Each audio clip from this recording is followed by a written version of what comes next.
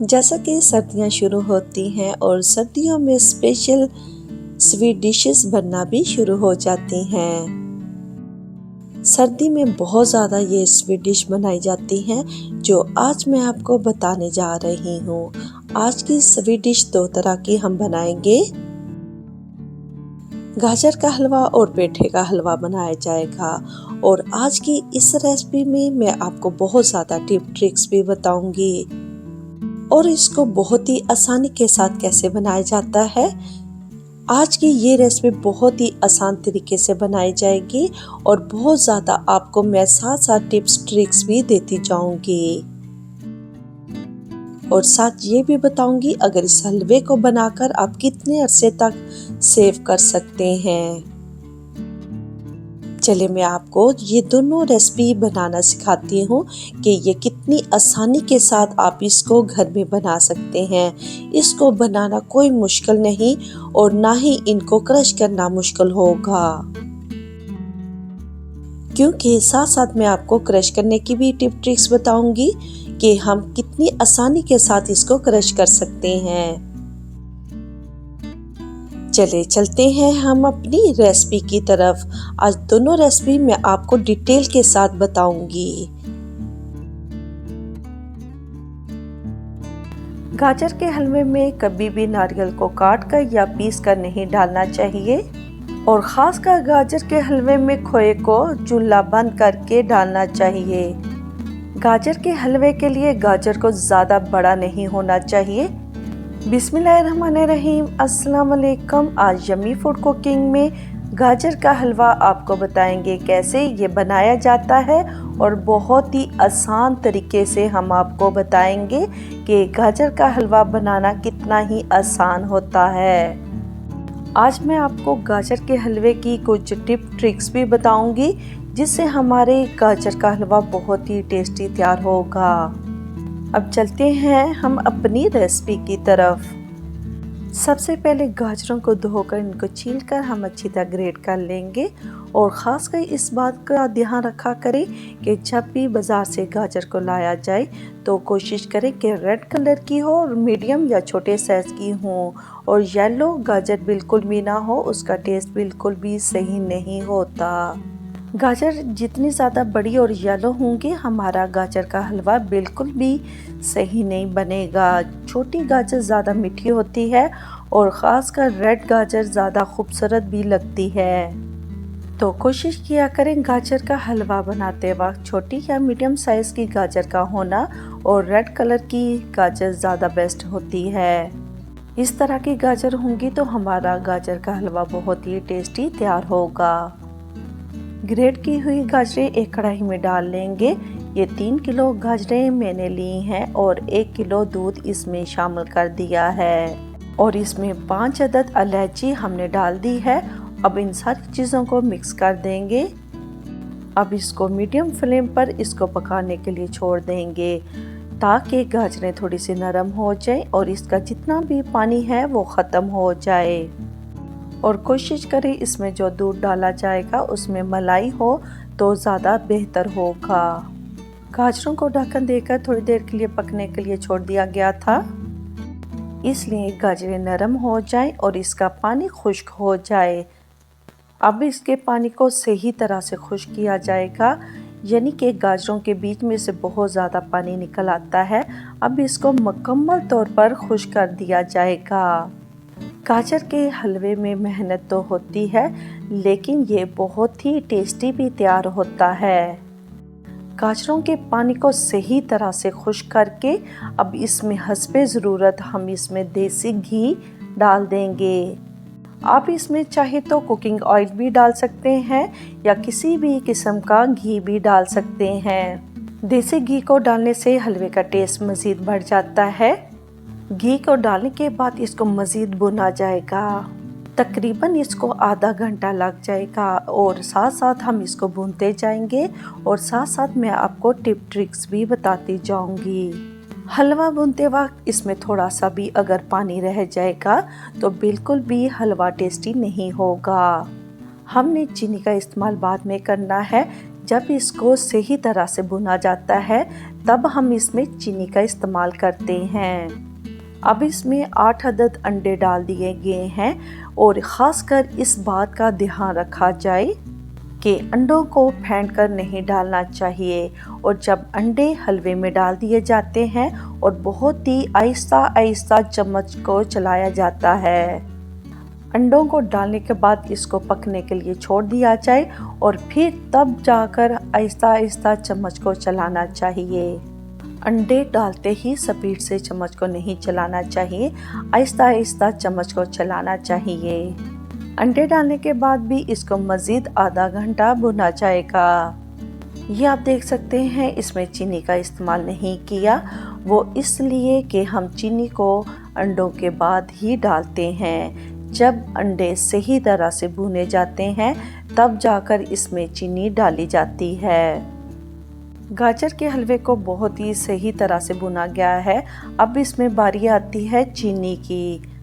हस्बे ज़रूरत इसमें चीनी का इस्तेमाल करेंगे, कम या ज़्यादा भी इसमें चीनी डाल सकते हैं। जब गाजर के हलवे में चीनी डाली जाती है तो चीनी का पानी निकल आता है। चीनी के पानी को भी इसी तरह भूनकर इसको खुश्क किया जाता है। चीनी को भी डालने के बाद सही तरह इसको भुना जाएगा। अब मैंने चूल्हे को बंद कर दिया है। अब इसमें हम 1 किलो खोया शामिल कर देंगे। खोया भी कम या ज़्यादा आप कर सकते हैं। इसमें थोड़ा थोड़ा करके खोए को शामिल किया जाएगा और साथ साथ मिक्स भी करते रहेंगे। ख़ासकर इस बात का ध्यान रखा जाए, किसी भी हलवे में खोया शामिल किया जाता है तो फ्लेम को बंद कर देना चाहिए। अब इसको सही तरह से हम मिक्स करेंगे और मिक्स करने के बाद इसमें मेवा जार डाले जाएंगे। और मेवा डालने के बाद इस बात का ध्यान रखा जाए कि इसमें आपने नारियल को काट कर या पीस कर नहीं डालना। नारियल को काट कर या पीस कर हम हलवे में डालेंगे तो हलवे का टेस्ट तब्दील हो जाता है और हलवे में से अजीब तरह की स्मेल भी आना शुरू हो जाती है। तो कोशिश किया करें आप नारियल को हलवे में ना डालें, आप किसी दूसरे हलवे में डाल सकते हैं। ये हमारा गाजर का हलवा बिल्कुल रेडी हो चुका है। अब मैं इसको डिश आउट करती हूँ। जी व्यूअर्स, ये हमारा गाजर का हलवा बिल्कुल रेडी हो चुका है। उम्मीद करती हूँ आज का ये गाजर का हलवे की रेसिपी आपको ज़रूर पसंद आई होगी। आज मैंने आपको गाजर के हलवे की बहुत ज़्यादा टिप और ट्रिक्स भी दी हैं। अगर आप इनको फॉलो करेंगे तो आपका भी गाजर का हलवा बहुत ही टेस्टी तैयार होगा। एक बार फिर मैं आपको बताती जाऊं, गाजर के हलवे के लिए मेहनत बहुत ज़्यादा होती है, लेकिन ये उतना ही ज़्यादा टेस्टी तैयार होता है। और ये सर्दियों की स्पेशल स्वीट डिश भी है और ये सर्दियों में हर घर में ही बनाया जाता है। अगर आप इस रेसिपी को इस तरह फॉलो करेंगे तो आपका भी ये हलवा बहुत ही टेस्टी तैयार होगा। जैसा कि सर्दी शुरू हो चुकी है और सर्दी में हलवा ना बने ये तो हो ही नहीं सकता। आज यम्मी फूड कुकिंग में पेठे का हलवा बनाया जाएगा और बहुत ही टेस्टी ये तैयार होगा। आज इस हलवे की रेसिपी आपके साथ शेयर की जाएगी और बहुत ही इजी रेसिपी है ये। चलते हैं हम अपनी रेसिपी की तरफ। आज हम 5 किलो का पेठा तैयार करेंगे और वो भी हमने 2 पेठे लिए हैं, यानी कि मुझे एक ही 5 किलो में नहीं मिला और मैंने 2.5 किलो के 2 पेठे ले लिए हैं। अब मैं इसकी कटिंग करूँगी। इसकी कटिंग थोड़ी सी सख्त होती है, यानी कि ये बहुत ही सख्त होता है और इसका छिलका उतारना थोड़ा सा मुश्किल हो जाता है, लेकिन थोड़ी सी एहतियात करनी है क्योंकि छिलका उतारते वक्त हाथ को कट भी लग सकता है, क्योंकि इसका छिलका बहुत ही सख्त होने के बावजूद ये उतारना बहुत ज़्यादा मुश्किल हो जाता है। दोनों पेठों को छील लिया गया है। अब इनको क्रश करेंगे। अगर आपके पास मशीन नहीं है, इनको आप बॉयल भी कर सकते हैं, यानी कि आप इनको उबालने के बाद इनको चम्मच की मदद से मैश कर लें। ये बिल्कुल क्रश किया हुआ हो जाएगा। या तो फिर आप मूली कंडा की मदद से भी इनको कर सकते हैं, जैसे आपको बेहतर लगे आप इनको क्रश कर सकते हैं। अच्छा, तो इनको बॉईल कैसे करना है? अगर आपके पास ये मशीन नहीं है, इनके छोटे छोटे पीसेस करके आप इनको बॉईल होने के लिए रख दें। जब ये नरम हो जाए, चम्मच की मदद से इनको मैश करके आप बिल्कुल इसी तरह जैसे कि आपने क्रश किया हो। और इसके अलावा जब भी आप पेठा हलवे के लिए लाएं, इस तरह का येलो होना बहुत ही ज़रूरी होता है। जितना ज़्यादा येलो होगा उतना ही अच्छा हलवा तैयार होता है। पेठे का हलवा ज़्यादातर सर्दियों में तैयार किया जाता है, यानी कि सर्दियों में इसको ज़्यादा खाना पसंद करते हैं। ये सारा पेठा क्रश हो चुका है। अब इसको एक बर्तन में डाल दिया गया है। अब इसमें 4 किलो हमने दूध डाल दिया है। दूध ज़रूरी नहीं इसमें 4 किलो ही डालें, इसमें आप कम या ज़्यादा भी डाल सकते हैं। चाहे तो इसमें आप 1 किलो भी दूध डाल सकते हैं, चाहे तो इसमें 10 किलो दूध भी डाल सकते हैं। ये आपकी अपनी मर्ज़ी, जितना आप चाहे इसमें दूध डाल सकते हैं। हलवा बनाते वक्त हमारे साथ 2 मसले आ चुके थे। एक तो हमारी गैस चली गई थी, दूसरा जिसमें हमने हलवा तैयार करना था वो हमारे लिए बर्तन छोटा था। फिर हमने हलवे के लिए बर्तन बड़ा लिया और फिर इसको इलेक्ट्रिक स्टोव पर रख दिया गया। अब इसको ढक्कन देकर थोड़ी देर के लिए छोड़ देंगे और इसमें हस्बे ज़रूरत इलायची भी शामिल कर देंगे। इसमें मलाई भी शामिल कर दी थी। अगर आपके पास गठी हुई मलाई है आप वो भी इसमें शामिल कर सकते हैं। अब फिर मैं दोबारा इसको पकने के लिए छोड़ दूंगी। ये दोबारा हमने इधर गैस वाले स्टोव पर रख दिया था क्योंकि हमारी गैस आ चुकी थी। काफ़ी देर इसको पकने के लिए रखा हुआ था। काफ़ी ज़्यादा ये नरम हो चुका है। अब हम ये दूध को खुश्क करेंगे। इस हलवे को बनाने के लिए बहुत ज़्यादा टाइम लग जाता है, इसमें बहुत ज़्यादा मेहनत करनी पड़ती है, लेकिन ये उतना ही ज़्यादा टेस्टी तैयार होता है। और आपने इस बात का ख़ास ख्याल रखना है, इसको मसलसल चम्मच चलाते जाना है, क्योंकि अगर मीठा कोई भी आप बना रहे हों थोड़ा सा भी इसके नीचे लग जाए तो मीठे में से स्मेल आना शुरू हो जाती है। अब मैं इसमें देसी घी शामिल कर दूंगी। देसी घी भी हमने हस्बे ज़रूरत इसमें शामिल कर देना है, लेकिन देसी घी इस सूरत में शामिल करना है जब इसका दूध मुकम्मल तौर पर खुश्क हो जाए, तब इसमें देसी घी शामिल किया जाता है। देसी घी शामिल करने के बाद अब इसको सही तरह से भुना जाएगा, लेकिन अब इसमें अभी हम चीनी का इस्तेमाल नहीं करेंगे। चीनी का इस्तेमाल हम बाद में करेंगे जब हम इसको सही तरह से भून लेंगे। लेकिन मुसलसल चम्मच चलाते जाना है और इस बात का ख़ास ख्याल रखना है कि पेठे के हलवे को भूनते वक्त बर्तन को खुला होना चाहिए। जैसा कि आपने शुरू में देखा होगा, इसका बर्तन शुरू में छोटा था, लेकिन मैंने इसको जल्दी तब्दील कर दिया है क्योंकि मुझे पता था जब इसको भुना जाएगा मुझे मुश्किल होगी, क्योंकि छोटे बर्तन में इसको भूनना ज़्यादा मुश्किल हो जाता है। जितना बड़ा बर्तन होगा इसको आसानी के साथ भुना जाएगा। तकरीबन इसको आधे घंटे से ज़्यादा भुना जाएगा ताकि ये हलवा सही तरह से टेस्टी तैयार हो। 1 घंटे के करीब इसको हो चुका था, भुना जा चुका था। अब इसमें हस्बे ज़रूरत चीनी शामिल कर सकते हैं। चीनी आप अपनी मर्ज़ी से कम या ज़्यादा भी कर सकते हैं। जब हलवे में चीनी शामिल की जाती है तो इसका थोड़ा सा पानी निकल आता है और पानी को भी खुश्क करना ज़रूरी होता है। चीनी को भी शामिल करने के बाद इसको मज़ीद भुना जाएगा।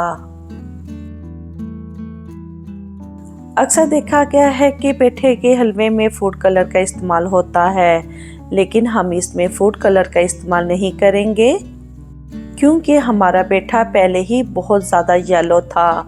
वो हलवे के लिए बहुत ही बेस्ट था, इसलिए हमें फूड कलर की बिल्कुल भी ज़रूरत नहीं पड़ी। आप इस सूरत में येलो कलर डाल सकते हैं। अगर आपके पेठे का कलर येलो नहीं है तब आप इसमें थोड़ा सा येलो कलर डालकर इनको येलो कर सकते हैं। पेठे के हलवे को बनाकर आप 2 से 3 माह तक फ्रीज भी कर सकते हैं। फ्रीज करने से ये बिल्कुल भी ख़राब नहीं होता और इसका टेस्ट बिल्कुल इसी तरह रहता है।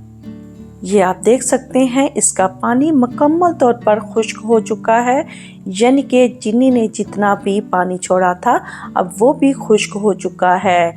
लेकिन मज़ीद मैं इसको अब नहीं भूनूंगी। अब इसमें मेवे शामिल कर देंगे। आप जितना चाहें आप इसमें कम या ज़्यादा भी डाल सकते हैं। मेवे चाहे खोया डालने के बाद भी डाल सकते हैं, चाहे तो इसको आप पहले भी डाल सकते हैं। मेवा डालने के बाद इनको सही तरह से मिक्स किया जाएगा। फिर इसके बाद बारी आएगी इसमें खोया डालने की। अब इस हलवे में 1 किलो खोया का इस्तेमाल होगा।